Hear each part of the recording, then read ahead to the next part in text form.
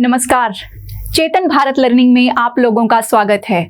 मैं उम्मीद करती हूं कि हरियाणा सिविल सर्विसेज की परीक्षा आप लोगों की बहुत अच्छी गई होगी और मुख्य परीक्षा की तैयारी भी आप लोगों ने पूरे उत्साह के साथ शुरू कर दी होगी। जैसा कि आप जानते हैं कि मुख्य परीक्षा में दो भाषाएं हिंदी और अंग्रेजी का पेपर होता है, तो इनको आप बिल्कुल भी हल्के में ना लें, क्योंकि अगर आप इन दोनों विषयों को अच्छी तरह से पढ़ते हैं, प्रतिदिन इनका अभ्यास करते हैं, तो ये दोनों परीक्षाएं आपको जो है मुख्य परीक्षा में एज दिला सकती हैं, राइट। तो अगर आपको इनकी तैयारी में कहीं भी कोई भी कठिनाई आती है तो हम आपके मार्गदर्शन के लिए हमेशा आपके साथ हैं।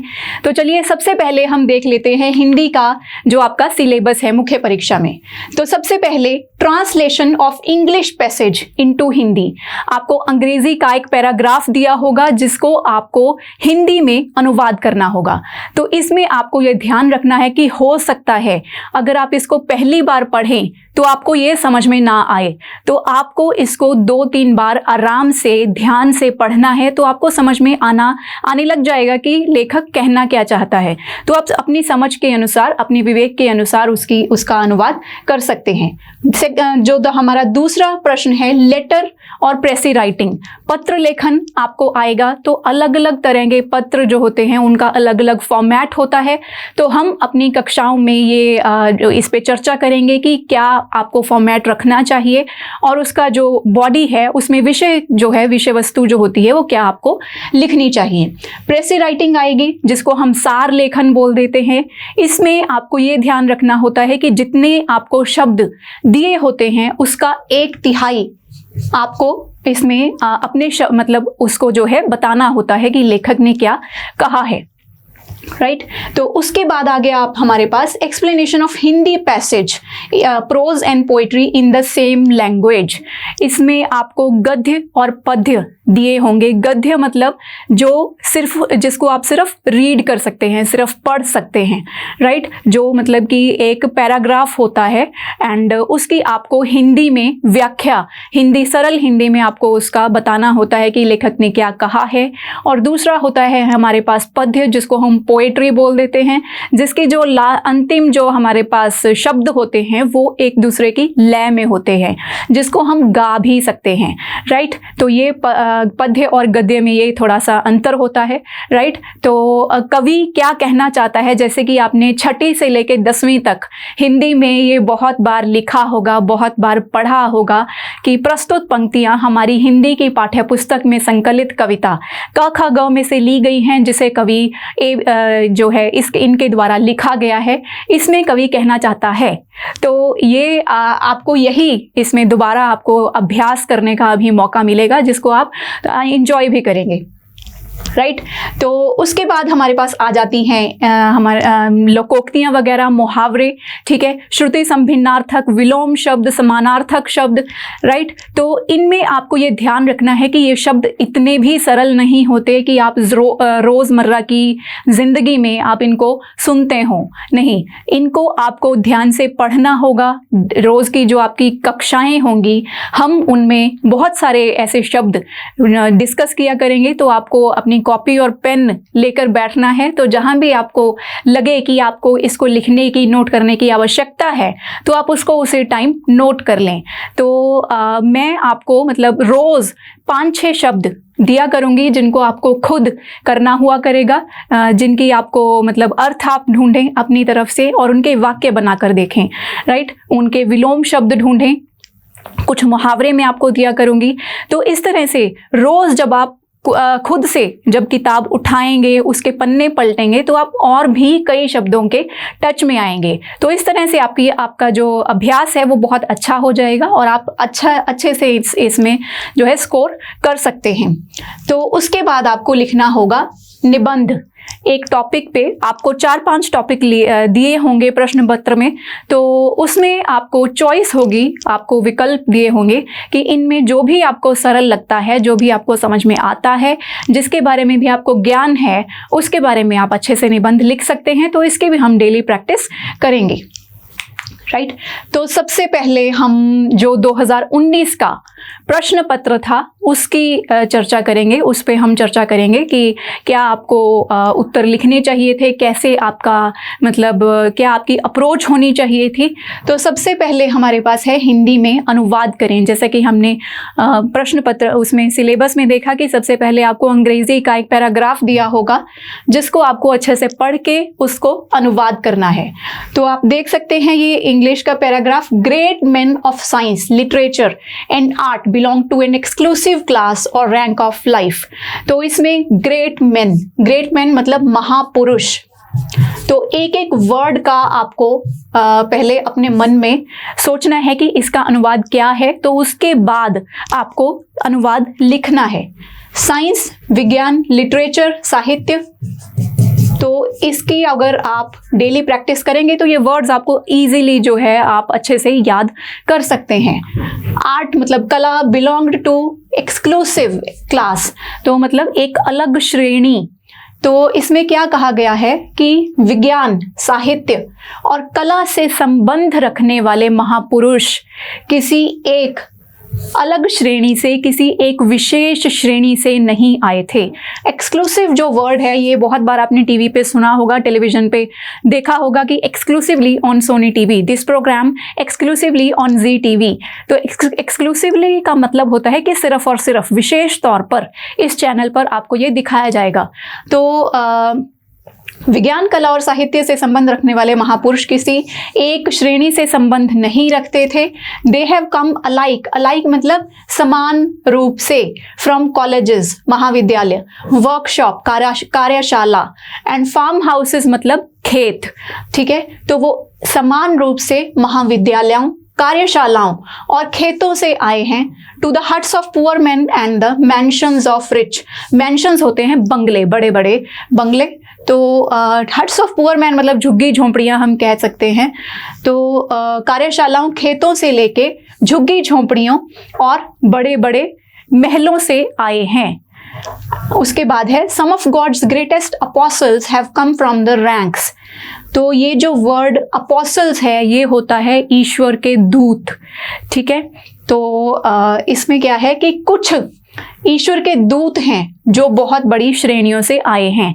इसमें मतलब लेखक ये कह रहा है कि कुछ, जैसे हम बोलते हैं कि एक्सेप्शंस आर ऑलवेज देयर, तो इसमें भी कुछ अपवाद होते हैं। कुछ लोग होते हैं जो बड़ी श्रेणियों से आते हैं, लेकिन ये ज़रूरी नहीं है कि जो लोग बड़ी बड़ी उपलब्धियां हासिल करते हैं वो हमेशा अच्छे जो है घरों से, उच्च घरों से या उच्च श्रेणियों से ही आते हैं। गरीबी से उठकर भी लोगों ने कठिनाइयों का सामना करके ऊंचे पद हासिल किए हैं। The poorest have sometimes taken the highest places, nor have difficulties apparently the most insuperable proved obstacles in their way. Obstacles होता है कठिनाइयाँ, जो विघ्न रास्ते में आते हैं। तो इसमें लेखक कहता है कि गरीबों ने अपनी कठिनाइयों का सामना करके, उनको पार करके बड़ी बड़ी जो पद हैं वो हासिल किए हैं। Those very difficulties in many instances would have ever seemed to have been their best helpers. तो इसमें क्या है कि वही कठिनाइयाँ, instances मतलब बहुत सी उदाहरणों में, would ever seem to have been their best helpers by evoking their power of labor. Labor होती है, लेबर को हम हिंदी में बोलते हैं श्रम, मेहनत। पावर ऑफ लेबर मतलब श्रम की शक्ति। तो वही कठिनाइयों ने उनके श्रम की शक्ति, और एंड्योरेंस होता है सहनशीलता, उनकी श्रम की शक्ति और सहनशीलता का आह्वान किया, और and stimulating into life facilities which might otherwise have lane dormant, और उनको ऊंची ऊंची उपलब्धियां हासिल करवाई जो कि निष्क्रिय रह सकती थी। डॉर्मेंट मतलब सोए रहना, डॉर्मेंट का मीनिंग होता है सोए रहना, पर ऐसे ही पड़े रहना। ठीक है, तो निष्क्रिय रह सकती थी। The instances of obstacles thus surmounted and of triumphs thus achieved are indeed so numerous as almost so justify the proverbs that with the will one can do anything. Instances उदाहरण, obstacles कठिनाइयाँ, surmounted मतलब उन पर जीत प्राप्त करना।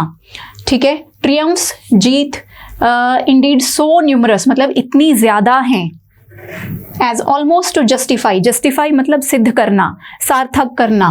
Proverb, proverb मतलब जो लोकोक्ति है या मतलब जो भी कहावत है। With a will one can do anything, will होता है इच्छा शक्ति।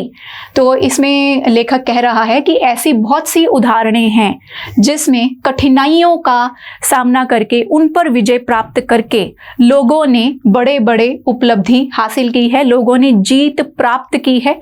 और जो ये जिससे ये कहावत सिद्ध होती है कि अपनी इच्छा शक्ति से, अपने दृढ़ निश्चय से कोई कुछ भी कर सकता है। ठीक है, तो इसको आप जो है आराम से ध्यान से पढ़ लें, राइट। तो अगर आपको कोई भी कठिनाई हो तो आप हमसे पूछ सकते हैं, ठीक है। एंड जैसे कि आपका एग्ज़ाम है तो इसमें भी आप मतलब इसको प्रेरणा स्रोत के तौर पर भी आप ले सकते हैं कि कोई भी एग्ज़ाम या कोई भी परीक्षा इतनी मुश्किल नहीं है कि आप अपने दृढ़ निश्चय से उसको पार ना कर सकें। ज़रूरत है सिर्फ एक दृढ़ निश्चय की, संकल्प की। तो उसके बाद आपको लेटर लिखना होगा। दूषित पेयजल आपूर्ति के विरोध में अध्यक्ष जल संस्थान को एक शिकायती पत्र लिखिए, अथवा तो इसमें आपको विकल्प मिलेगा, जो भी आपको आसान लगता है, जो भी आपको इजी लगता है उसमें आप लिख सकते हैं। आपके बैंक खाते से अन्य किसी के द्वारा अवैध रूप से रुपया निकाल लिए जाने के विरोध में साइबर अपराध प्रकोष्ठ पुलिस विभाग को एक शिकायती पत्र लिखिए। तो ये दोनों शिकायती पत्र हैं, तो इनका एक अलग फॉर्मेट होता है, तो वो हम डिस्कस करेंगे। तो इसमें अवैध रूप से होता है मतलब इलीगल रूप से आपके जो बैंक खाता है, आपका जो अकाउंट है उसमें से किसी ने पैसे निकाल लिए हैं। तो इसके लिए आपको जो है साइबर अपराध प्रकोष्ठ पुलिस विभाग को शिकायती पत्र लिखना है। तो इसके बारे में हम चर्चा करेंगे, ठीक है। तो सबसे पहले पत्र में हमने स्टार्ट कैसे करना है, जैसे कि आपने शुरू में भी मतलब जो छोटी क्लासेस हैं स्कूल में उसमें आपने देखा होगा कि सेवा में जिस अधिकारी को हमने एड्रेस करना है, जिस अधिकारी को हमने पत्र लिखना है, साइबर अपराध प्रकोष्ठ, और वो किस विभाग में आते हैं, पुलिस विभाग। तो ये आपको दिया होगा, ठीक है। तो साइबर अपराध प्रकोष्ठ उत्तर प्रदेश पुलिस, ठीक है। तो ऐसे लिख सकते हैं आप। लखनऊ से आप बिलोंग करते हैं, लखनऊ में रहते हैं, तो आप ये लिख सकते हैं। एंड दिनांक जो है आपको इस तरह से लिखना है, और दिनांक जहाँ से आप ये जैसे ही आपने ये एड्रेस ख़त्म किया तो वहाँ से उसके बराबर आप ये लिख सकते हैं दिनांक। उसके बाद आ जाता है हमारा विषय कि किस विषय पे आप ये लेटर लिख रहे हैं, तो उसको आपको बहुत ही मतलब जो आपको दिया होगा उसको संक्षेप रूप में लिखना है।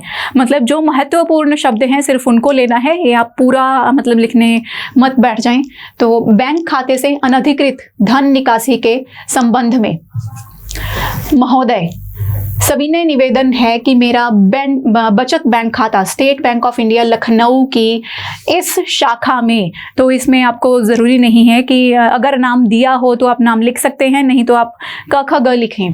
क ख ग शाखा में मेरे द्वारा संचालित किया जाता है। कल मेरे इस खाते में से 16,000 रुपये की राशि से ज्वेलरी खरीद जाने का संदेश मेरे मोबाइल पर मुझे मिला। यह खरीदारी मैंने या मेरे परिवार के किसी सदस्य के द्वारा नहीं की गई थी। मेरे ATM कार्ड मेरे पास सुरक्षित है और कोई नेट बैंकिंग सुविधा भी इस खाते पर मैंने नहीं ली हुई है।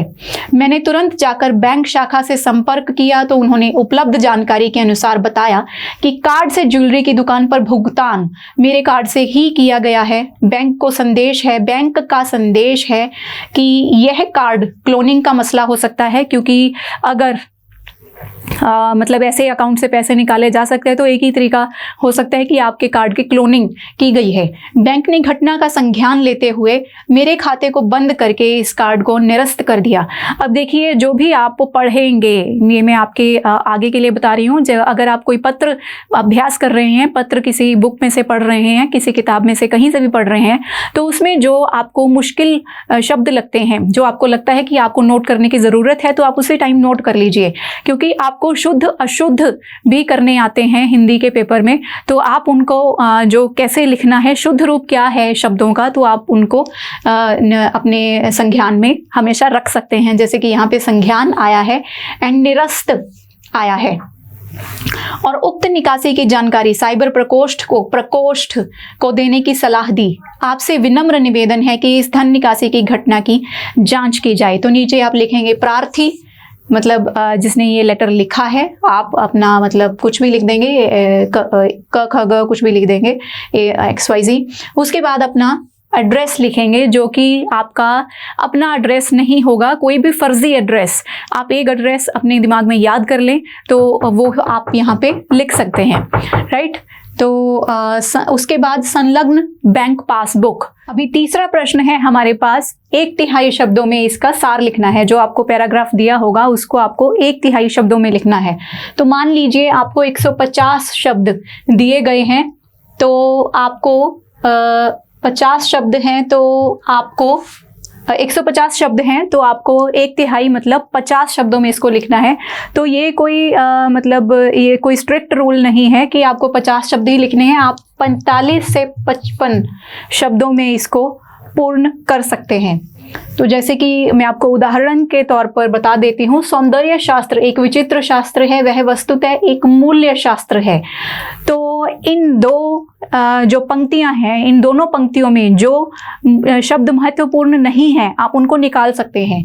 सौंदर्य शास्त्र एक विचित्र शास्त्र है, सौंदर्य, इसे इनको दोनों को हम मिला के ऐसा लिख सकते हैं कि सौंदर्य शास्त्र वस्तुतः एक मूल्य शास्त्र है, राइट। तो इस तरह से आप जो है शब्दों को हटा सकते हैं जो अधिक महत्वपूर्ण नहीं है। तो इस तरह से आप इसको कॉम्पैक्ट रूप में प्रेसी राइटिंग जो है कर सकते हैं। इसमें गागर में सागर आपको भरनी है, मतलब कम शब्दों में कवि जो कहना चाहता है वो आपको बताना है। जैसे कि आगे है, चूंकि हमारे जीवन की प्रधान दिशाएं और तत्संबंधी जिज्ञासाएं विभिन्न युगों में बदलती रही हैं और बदलती रहेंगी, इसलिए इस शास्त्र का वैसा विकास नहीं हो पाता। तो इसको आप कैसे लिख सकते हैं, हमारे जीवन की प्रधान दिशाएं बदलती रहती हैं, इसलिए इस शास्त्र का विकास नहीं हो पाया। ठीक है, तो इस तरह से आप इसको देखिए। अगर आप सोचें कि आपको एक दिन में ये आ जाएगा तो ये संभव नहीं है। आपको इसकी प्रैक्टिस करनी होगी, इसका निरंतर अभ्यास आपको करना होगा। तो धीरे धीरे आप जो है अच्छे से इसको करना सीख जाएंगे। तो इसी तरह से दूसरा जो है प्रश्न है, उसमें भी सरल हिंदी में आपको व्याख्या करनी है। इसमें आपको विकल्प दिया हुआ है कि अगर आपको वो अच्छा लगे तो वो करें, नहीं तो ये करें। तो ये आप खुद अभ्यास आप ज़रूर करें इसका। तो उसके बाद हमारे पास है पद्य आपको दिया होगा। ये संत कबीर जी का आप दोहे जो हैं उनके देख सकते हैं। जाको गुरु भी अंधला, चेला खरा निरंध। जाको मतलब जिसका, गुरु भी अंधला, अंधला मतलब अंधा से लिया गया है। अंधला का मतलब यहाँ पे है ज्ञानहीन, जिसको मतलब कोई ज्ञान नहीं है। चेला, खरा, निरंध। खरा तो आप आम भाषा में जो है प्रयोग करते हैं इस शब्द का। खरा मतलब पूर्ण रूप से, निरंध मतलब जिसका गुरु ज्ञानहीन है, तो उसके चेले से आप क्या उम्मीद करते हैं, उसका चेला भी तो ज्ञानहीन ही होगा। मतलब जैसा गुरु होगा उसके चेले भी वैसे ही होंगे। इसमें बेसिकली संत कबीर ने बताया क्या है कि जो आजकल के या उस टाइम के जो संत बाबा होते थे, जो मतलब कि बैठ जाते थे ऐसे ही, मतलब अपना थोड़े से शास्त्र वगैरह पढ़ने का ढोंग करते थे और लोगों को गलत मार्ग पे चलाते थे। जो माया के बंधनों में खुद ही फंसे हुए थे, वो लोगों को क्या भक्ति के मार्ग पर ला सकेंगे, नहीं ला सकते। संत कबीर जो थे वो कभी भी मूर्ति पूजा वगैरह के उसमें नहीं थे, पक्ष में नहीं थे। वो मन के रिश्ते को, जो भगवान के साथ मनुष्य का मन का रिश्ता है, उसको उन्होंने हमेशा से महत्व दिया। तो उसी को इसमें बता रहे हैं। अंधे अंधा ठेलिया, अंधे को अंधा, ठेलिया मतलब रास्ता दिखाना। तो अंधे को अंधा रास्ता दिखा रहा है, मतलब जो उसके चेले हैं वो तो अंधे हैं, इसीलिए वो किसी गुरु की तलाश में आए हैं। लेकिन जो उनका गुरु है वो खुद ही ज्ञानहीन है, वो माया के बंधनों में, माया के मोह में फंसा हुआ है। तो अगर कुछ धार्मिक किताबें पढ़ ली तो इससे कोई ज्ञानवान नहीं हो जाता, उनको अपने जीवन में उतारना ज़रूरी है। तो अगर किसी गुरु ने उनको जो धर्म की शिक्षाएं हैं उनको अपने जीवन में नहीं उतारा है तो वो किस तरह का गुरु होगा। तो दून्यों कूप पडंत, दून्यू मतलब दोनों, मतलब चेला और गुरु। कूप मतलब कुआं, तो अंधे को अंधा जो है रास्ता दिखा रहा है, तो क्या होगा, दोनों ही कुएं में गिर जाएंगे। पीछे लागा जाई था लोक वेद के साथ, इसमें संत कबीर अपनी बात करते हैं कि मैं भी लोक वेद के साथ, मतलब जो वेदों का अनुसरण करके, मतलब लोगों के पीछे लग के मैं भी वेदों का अनुसरण कर रहा था, मैं भी लोगों के पीछे लगा हुआ था। आगे थे सतगुरु मिलिया दीपक दिया हाथ, आगे मुझे मेरे सदगुरु मिले, आगे मुझे मेरे परमात्मा मिले, जिन्होंने मुझे ज्ञान का दीपक मेरे हाथ में थमाया, पकड़ाया। तो इस तरह से आपको व्याख्या जो है इसकी कर सकते हैं। तो उसके बाद है हमारे पास एक और विकल्प आपको दिया गया है, प्रकृति के यौवन का श्रृंगार करेंगे कभी ना बासी फूल, मिलेंगे वे जाकर अतिशीघ्र, आह उत्सुक है उनकी धूल। तो ये पंक्तियां जो हैं, ये कविता जो है कवि जयशंकर प्रसाद जी द्वारा लिखी गई है। तो उसमें वो कह रहे हैं प्रकृति के यौवन का श्रृंगार, मतलब प्रकृति, नेचर की जो ब्यूटी है उसको करेंगे कभी ना बासी फूल। बासी फूल मतलब जो पुराने हो गए हैं, जो मुरझा गए हैं, राइट। तो प्रकृति को कभी भी, जो मुरझाए हुए फूल हैं वो कभी भी उसको सुंदर नहीं बनाते हैं। मिलेंगे वे जाकर अतिशीघ्र, अतिशीघ्र मतलब बहुत जल्दी। आह उत्सुक है जिनकी धूल, धूल मतलब मिट्टी, उत्सुक मतलब एक्साइटेड, मतलब बहुत ही उनको जल्दी है। तो वो उनका जो हश्र है, जो मुरझाए फूलों का हश्र क्या है, उनको तो मिट्टी में ही मिल जाना है, वो कभी भी प्रकृति के सौंदर्य को बढ़ावा नहीं दे सकते। पुरातनता का यह निर्मोक, सहन करती न प्रकृति पल एक। तो मतलब जो चीज़ पुरानी हो जाती है प्रकृति उसको झाड़ देती है, मतलब जैसे वृक्षों से जो नए पत्ते, पुराने पत्ते जो होते हैं वो झड़ जाते हैं, तो वृक्ष कभी भी उनके बारे में सोचकर ऐसे मतलब निराश नहीं होते कि ये झड़ गए हैं, उनको उन पर जो है नए पत्ते आते हैं, तो हरियाली जो है बहुत ही अच्छे से हो जाती है, प्रकृति का सौंदर्य उससे बढ़ता है। तो इसमें बताया गया है कि जिस प्रकार प्रकृति पुरानी चीज़ों को फेंक देती है, नई चीज़ों का स्वागत करती है, परिवर्तन का स्वागत करती है, जो अच्छा परिवर्तन होता है उसका स्वागत करती है, तो इसी तरह से मनुष्य को भी अपने जो पुराने विचार हैं, जो रूढ़िवादी विचार हैं, जो उसकी कामयाबी में, जो उसकी प्रगति में पत्थर बने हुए हैं, रोड़ा बने हुए हैं, उनको निकालकर मतलब फेंक देना चाहिए। उन पर सोचते रह के निराश नहीं होना चाहिए। आपकी पुरानी जो असफलताएं हैं या जो भी आपको पहले के जीवन में आपके निराशाएं हैं, उनको आपको निकालकर फेंक देना चाहिए, तो ही आप प्रगति के मार्ग पर बढ़ सकते हैं, तभी ये देश प्रगति के मार्ग पर बढ़ेगा। नित्य नूतनता, मतलब नूतनता मतलब नवीनता, राइट। नूतनता का आनंद किए हैं परिवर्तन में टेक, मतलब जो परिवर्तन होता है उसी में हम नूतनता का आनंद हमें ढूंढना चाहिए, हमें अपनी खुशी ढूंढनी चाहिए, क्योंकि अगर परिवर्तन नहीं होगा, परिवर्तन ही संसार का नियम है, राइट। परिवर्तन नहीं होगा, जीवन कभी भी वैसे एक तरह से नहीं चल सकता। तो यही जो है कवि इसमें कहना चाहता है। उसके बाद हमारे पास है विलोम शब्द। तो ये शब्दों को अगर आप देखेंगे तो ये बहुत ही आसान शब्द नहीं है, तो इनको आपको डेली प्रैक्टिस करना पड़ेगा। अज्ञ जो होता है, अज्ञ का मीनिंग होता है जिसको कुछ भी पता ना हो, जो जानता ना हो, अज्ञान इससे बना हुआ है। तो अज्ञ का जो हमारे पास विलोम शब्द आएगा वो आएगा विज्ञ, ठीक है। क्षर, क्षर मतलब परमानेंट, मतलब जिसमें क्षर और इसका आएगा क्षर होता है परिवर्तनशील, जिसमें कि परिवर्तन होने की संभावना हो, तो इसका जो हमारे पास विलोम आएगा वो होगा अक्षर, जिसमें कोई परिवर्तन नहीं होता। तृष्णा, तृष्णा होती है किसी भी चीज़ को पाने की चाहत, किसी भी चीज़ को पाने की इच्छा, या फिर जब हमें भूख प्यास लगती है तो उसको भी तृष्णा बोलते हैं। तो इसका आएगा तृप्ति, मतलब भूख जब मिट जाती है, जब कोई इच्छा हमारी शांत हो जाती है तो उसको बोलते हैं तृप्ति, उसकी तृप्ति हो गई है। इति, इति मतलब होता है अंत, तो इसका आएगा अथ, अथ मतलब शुरुआत, अथ श्री महाभारत कथा, ये तो आपने सुना होगा। तो ऋजु, ऋजु होता है सीधा, मतलब बिल्कुल स्ट्रेट, या फिर इसका मतलब ले सकते किसी की नेचर से भी हम इसका मतलब ले सकते हैं कि उसका बहुत सीधा सादा सा है, उसको मतलब बहुत सी चालाकियाँ या ऐसे नहीं आता है। तो ऋजु का जो विलोम है वो आएगा वक्र।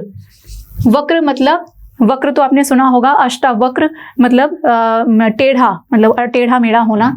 ऋजु का अगर हम सीधा मतलब लेते हैं तो वक्र आएगा। अगर हम किसी की नेचर से मतलब लेते हैं तो इसका विलोम कुटिल भी हो सकता है, मतलब जिसकी नेचर कुटिल हो।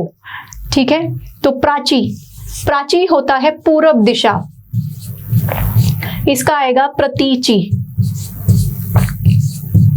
ठीक है, प्रतीची होती है पश्चिम दिशा। उसके बाद निवृत्त, सेवानिवृत्त, वो सेवानिवृत्त हो गए हैं। सेवानिवृत्त मतलब अपनी सर्विसेज से रिटायर हो गए हैं। तो इस तरह से बहुत से शब्द ऐसे होंगे जो आपको देखने में लगेगा कि आपने सुने नहीं हैं, लेकिन अगर आप थोड़ा सा गौर करेंगे, थोड़ा सा उन पे ध्यान देंगे तो किसी और शब्द के साथ जुड़कर वो आपने ज़रूर सुने होंगे। सेवानिवृत्त, सॉरी, निवृत्त, सेवा, निवृत्त का आएगा प्रवृत्त। निवृत्त मतलब जो सेवा से मुक्त हो चुका है, प्रवृत्त मतलब जो अपनी सेवा में अभी लगा हुआ है। पल्लवन, पल्लवन होता है, इसका मीनिंग होता है एलैबोरेट, मतलब जैसे कि आप ये बोल सकते हैं कि जो प्रेसी राइटिंग है उसमें जो आपको पैराग्राफ दिया होगा वो पल्लवन रूप में होगा, मतलब काफ़ी एलैबोरेट रूप में होगा, लंबा चौड़ा होगा। तो इसको आपको लिखना है संक्षेप में, संक्षेपण। नेक्स्ट है हमारे पास धीरोदात्त। धीरोदात्त होता है, किसी नायक के लिए ये यूज किया जाता है। धीरोदात्त मतलब जो मतलब बहुत ही अच्छे नायक के लिए मतलब कि इसको उपयोग में लाया जाता है। धीरोदात्त का हमारे पास होता है धीरोद्वत। ठीक है, तो उसके बाद आता है संकल्प। संकल्प मतलब दृढ़ निश्चय। जब हम एक ही काम को करने का दृढ़ निश्चय कर लेते हैं तो उसको बोलते हैं संकल्प। तो आपको भी इस परीक्षा को पास करने का संकल्प कर लेना है, कोई विकल्प नहीं रखना है, राइट। तो संकल्प का जो विलोम है वो होता है विकल्प। जब हमारे पास विकल्प आ जाता है तो हम संकल्प को छोड़ देते हैं, तो हमें लगता है कि हम तो वो कर लेंगे, परीक्षा को छोड़ो। तो आपको ये नहीं करना है। निम्नलिखित शब्दों को शुद्ध कीजिए। तो अब हमें शुद्ध करना है। अभिज्ञ, देखो ये जो ग, आधा ग और य है, इसको हम कैसे लिखते हैं? ज्ञ, अभिज्ञ। इच्छा है इच्छा। अंताक्षरी नहीं होता है, अंत्याक्षरी होता है। उच्छिष्ट में क्या गलती है? यहाँ पे हमारे पास ट आएगा, ठ की जगह पे ट आएगा। अनुग्रहित में क्या आएगा? री आएगा। ये जो उन्होंने पैर में ये वाला र डाला हुआ है, इसकी जगह पे मैंने भी वही डाल दिया। तो हमारे पास क्या आएगा? री आएगा, अनुगृहीत। उसके बाद है गरिष्ठ। गरिष्ठ तो ये होता है गरिष्ठ, ठ आएगा यहाँ पे। दंतोष्ट्य है तो दंतोष्ठ्य, ठ आएगा, ट की जगह पे ठ आएगा। प्रामाणित नहीं होता है, प्रमाणित होता है। तो प्र के बाद जो आ की मात्रा लगी हुई है वो हमें नहीं लगानी है। प्रमाणित, प्रमाणित मतलब सिद्ध हो चुका, सिद्ध है। यक्षिणी नहीं होता है, यक्षिणी होता है। मैथिली शरण तो आपने सुना होगा, बहुत ही हिंदी के बहुत ही मशहूर जो है लेखक है, मैथिली शरण होता है, मैथिली शरण गुप्त। निम्नलिखित युग्मों में दिए गए शब्दों को अपने बनाए वाक्यों में इस प्रकार प्रयोग कीजिए कि दोनों का पारस्परिक अंतर यथासंभव स्पष्ट हो जाए। तो ये युग्म होता है जो आपको दो शब्दों का पेयर दिया गया है, राइट। तो इन दोनों में आपको इस तरह से इनके अंतर बताने हैं। अच्छा, इनको वाक्यों में ही प्रयोग करके आपको जो है इनके अंतर स्पष्ट कर देने हैं। तो अभेद और अभेद्य, देखो ये वाले जो शब्द होते हैं ये सुनने में एक जैसे लगते हैं, लेकिन इनका अंतर जो होता है वो काफी होता है, मतलब इनका अर्थ जो होता है वो अलग होता है। तो इनको हम बोलते हैं श्रुति सम भिन्नार्थक शब्द। श्रुति सम भिन्नार्थक शब्द। श्रुति सम मतलब जो सुनने में एक जैसे लगे, भिन्नार्थक मतलब जिनका अर्थ भिन्न होता है, अभेद, अभेद मतलब जिसमें कोई अंतर ना हो, और अभेद्य, अभेद्य मतलब जिसको भेदा ना जा सके, जिस पर जो है निशाना ना लगाया जा सके।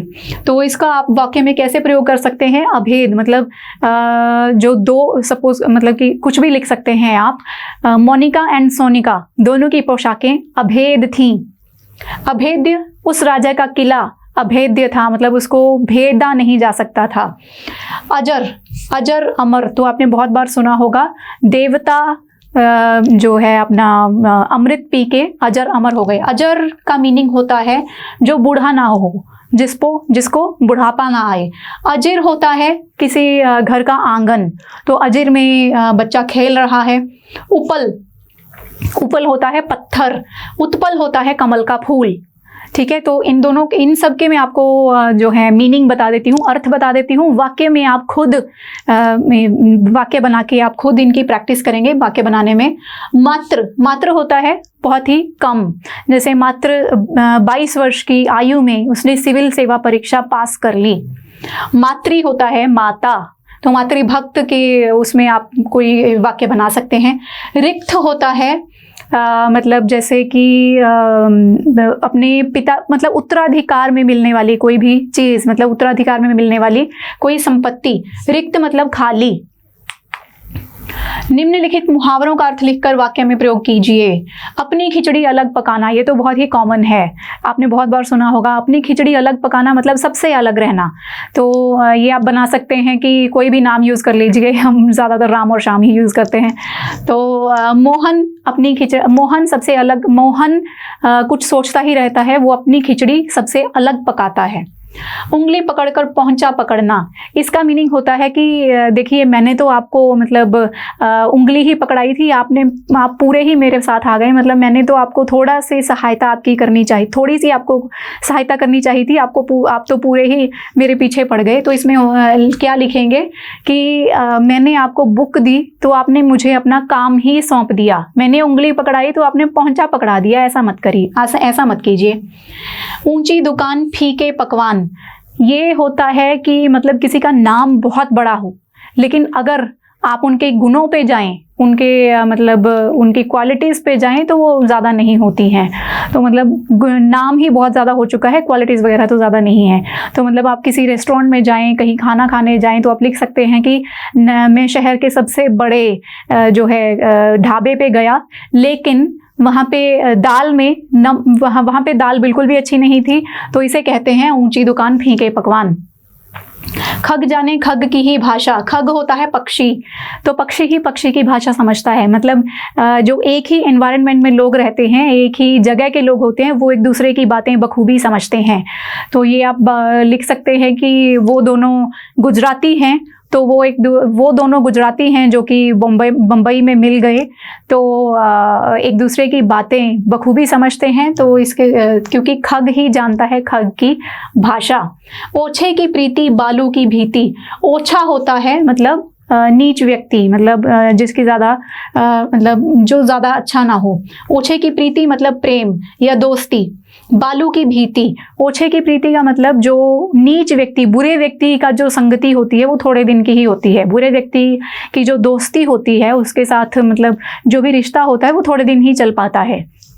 ठीक है, मैंने मतलब उसने रोहन के साथ दोस्ती की, लेकिन रोहन ने थोड़े ही दिन बाद उसको छोड़ के जो है चला गया, तो इसे कहते हैं ओछे की प्रीति बालू की भीति। निम्नलिखित वाक्यांशों के लिए एक एक शब्द लिखिए। तो ये हमारे पास वाक्यांश के लिए एक शब्द हमें लिखना है। गुरु के समीप या साथ रहने वाला विद्यार्थी, इसको बोलते हैं अंतेवासी। अंतेवासी।